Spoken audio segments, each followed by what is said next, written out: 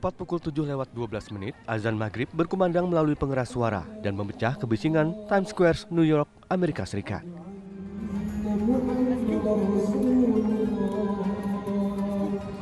Muslim yang telah berkumpul pun melaksanakan sholat maghrib berjamaah usai berbuka puasa bersama.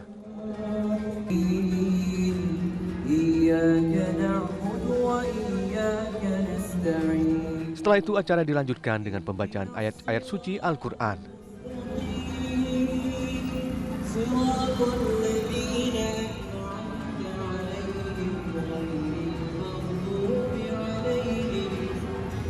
Di tengah trotoar besar, tepat di tengah kompleks Times Square, ratusan muslim berkumpul untuk melaksanakan sholat isya dan dilanjutkan dengan sholat tarawih. Muslim yang ikut berjamaah di sini tak cuma datang dari New York.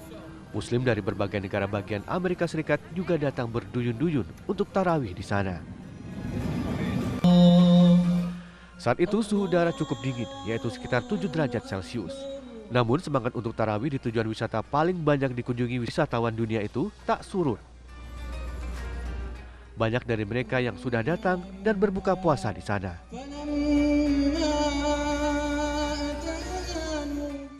Beribadah dan berpuasa di negeri orang tentunya memiliki suasana yang berbeda, kebiasaan yang berbeda.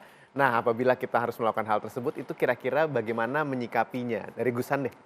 Ya, saya pernah mengalami sesuatu pengalaman yang menurut saya tidak terlupakan ya. Puasa yang sangat lama, hampir 19 jam pada saat itu saya. Saya ada di Jerman. Oke. Mulai subuh itu jam 3 kalau nggak salah, jam setengah 3, jam 2 sekian. Terus maghribnya itu jam setengah 10 malam. Dan di sana itu maghrib sama tarawehnya dijadikan satu, baru berbuka puasa. Jadi ketika kita sudah lapar-lapar menunggu 19 jam makan, kita hanya takjil saja 3 kurma. Habis itu kita diajak sholat bareng maghrib sama isya baru makan. Bayangkan saja, jadi jam setengah 12 baru makan. Berbuka puasa. Nah, saya bayangkan, ini setiap hari mereka seperti itu di musim panas. Nah, bagaimana dengan orang-orang Indonesia yang sudah menikmati nikmatnya alam khatulistiwa yang sekarang ini hanya 12 jam dan sebagainya. Itu masih ada saya nggak puasa gitu kan. Jadi fabi ayyi ala rabbikuma tukadziban, bagi orang-orang Indonesia ini kurang apa coba. Jadi puasa kita maksimal hanya sekitar 12 jam, nggak sampai mungkin 14 jam. Nggak ada apa-apanya dengan mereka begitu. Maka ketika kita berpuasa di negeri orang dan melihat bahwa mereka juga respect dengan kita, itu kebanggaan sekali bagi kita semuanya bahwa ternyata Islam itu ada di mana-mana dan kita bisa hidup di mana-mana dan Islam itu adalah value yang bisa diterapkan di mana saja. Jadi itu menurut saya keren. Kalau puasanya lebih lama begitu, Kiai, 19 jam, 18 jam, pahalanya lebih banyak nggak? Ya kalau urusan Allah deh. Oke. Kita jangan berbicara urusan pahala, itu kan hak Allah, bukan hak kita.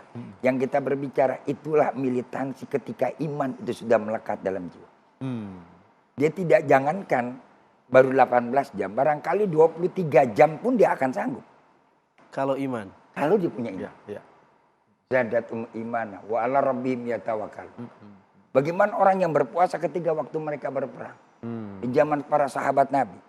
Masya Allah luar biasa, di gurun pasir dia berperang. Di tengah bulan suci Ramadan. Seperti kayak perang Badar. Apa yang dialami? Apakah sahabat mengeluh? Enggak. Biasa-biasa saja ada kekuatan iman. Jadi orang sekarang nampaklah kelihatan. Kalau kita lihat saat tadi di Amerika tayangan, luar biasa. Itu karena iman mereka sudah mantap, iman mereka kuat. Di jalanan dia sholat. Nah, yang luar biasanya ketika kita bertanya, kok di Amerika negara sekuler, negara demokrasi sekuler, tapi mereka menjamin kebebasan beragama. Ya, apalagi kita di negara Pancasila, udah pasti diberikan kebebasan beragama untuk beribadah. Alhamdulillah kita rasakan. Begitu bulan Ramadan, speaker masjid pada tadarusan, cuman kita juga harus sadar diri, harus kita bisa menghargai. Jangan kita nanti dengan stempel pura-pura mengatasnamakan ibadah, tapi kalau mengganggu orang kan juga nggak boleh. Bangunin sahur gede banget. Atau beribadah tapi menutup jalan misalnya. Bagaimana, Ustaz? Itu ada gium dalam agama kita. al-muta'addiyah aula minal qasirah. Ibadah yang sifatnya sosial itu jauh lebih diprioritaskan daripada ibadah yang sifatnya ritual. Kita soleh secara ritual tapi tidak maslahat secara sosial, itu bermasalah. Kita soleh secara ritual tapi di saat yang sama kemudian kita membuat hal-hal yang tidak baik untuk kemaslahatan sosial. Menzalimi orang banyak. Menzalimi orang banyak. Wah, ini problem dalam keberagamaan kita. Bahkan sebaliknya di setiap ritual kita mesti ada spirit ibadah sosialnya. Puasa mengajarkan berbagi, ini kan kemaslahatan sosial. Setelah kita sholat ada salam ke kanan ke kiri supaya kita tidak melupakan hak tetangga yang kanan, hak tetangga yang kiri. Jadi jangan sampai kesalehan ritual kita mengganggu kemaslahatan sosial. Nah, itu naik motor disemprit sama petugas lantas. Kenapa tidak pakai helm? Saya pakai peci aja Pak, saya santri. Wah, keliru juga itu. Kita merasa soleh ritual tetapi tidak taat dengan aturan masalah sosial. Nah, saya melihat fenomena tadi, saya teringat dengan hadis Nabi itu Mas Hilbram. Idza jaa Ramadan futihat abwabul jannah. Kalau Ramadan datang, Tuhan membuka pintu surga. Iya. Wa ghulliqat abwabun nar, ditutup pintu neraka.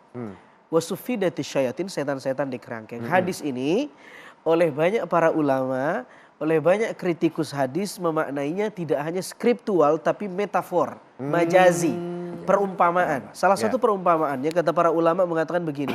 Hadis ini ingin mengatakan makna dibuka pintu surga, Allah membuka peluang orang berbuat baik. Ditutup pintu neraka, Allah menutup potensi orang berbuat jahat. Bukan berarti tidak ada kejahatan di bulan Ramadan. Potensinya tetap tergantung kita. Kita kan makhluk ikhtiar. Makhluk yang bisa memilih di antara dua hal. Mau yang ini atau yang ini. Kita melihat betapa syiar agama Tuhan di mana-mana. Termasuk di Amerika. Betapa orang. Ada satu hal yang kita lihat dari apa yang ditayangkan. Kondisi Amerika hari ini. Dengan semakin bertambahnya jumlah umat Islam. Yang pertama ada kita lihat, ada satu diberikan kebebasan umat beragama melaksanakan ibadah. Ini sudah menunjukkan satu nilai positif di tengah-tengah kehidupan kita. Terutama bagi kita umat muslim. Nah sekarang bagi kita orang Islam yang ada di Indonesia, kebebasan kita untuk melaksanakan ajaran agama, terkadang-kadang kita sendiri yang memasung. Terkadang-kadang? Kita sendiri yang memasung. Memasung kebebasan itu sendiri. Nah itu bisa diterjemahkan sendiri. Contoh. Saya nggak mau mengasih contoh. Kalau saya melihat begini ya. Gimana Gus? Tolong diarahkan. Saya arahkan kemana ini. Artinya di Amerika masih memerlukan hal seperti itu karena masih butuh syiar dan uswah. Betul. Masih perlu orang mengetahui bagaimana cara sholat seperti apa. Nah dakwah itu kan tergantung makannya, tergantung tempatnya. Tergantung siapa segmennya. Nah, segmen Amerika itu masih cocok dengan seperti itu. Butuh uswah, butuh syiar, butuh penyebaran yang secara visual orang tahu. Tapi kalau di Indonesia levelnya juga seperti itu lagi. Syiar kita itu lebih kepada bagaimana kita respect kepada yang lain. Ya, artinya tidak perlu di jalan-jalan. Kita sendiri yang memasung. Kenapa? Karena perbedaan. Sekarang udah orang sulit kita membedakan antara syiar dan syair. Oke, tahan dulu. Masih membahas mengenai Amerika ya. Nanti sesaat lagi akan ada saudara kita umat muslim yang dari Amerika dan ingin mengucapkan sesuatu untuk kita semua. Jangan kemana-mana, kami segera kembali.